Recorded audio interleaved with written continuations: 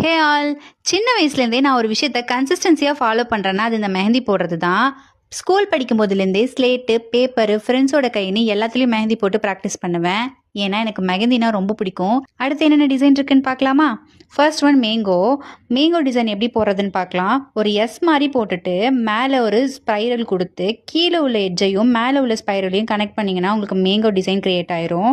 Next elephant. நான் வீடியோல காமிச்சிருக்க மாரியே ஜே, அதுக்கப்புறம் அதோட பாடி, அடுத்து தும்பிக்கை போட்டு, லெக் எல்லாம் வரைஞ்சு நீங்க தந்தம் குடுத்து போட்டீங்கன்னா, எலிஃபேண்ட் வந்துரும். இந்த டிசைன பொறுத்தளவுக்கு நீங்க பிராக்டிஸ் பண்ண தான் வரும். உங்களுக்கு புடிச்ச டிசைன உள்ள ஃபில் பண்ணிட்டா, எலிஃபேண்ட் கம்ப்ளீட் ஆயிரும். Next baby elephant. Baby elephant எப்படி வரையுதுன்னு பார்க்கலாமா?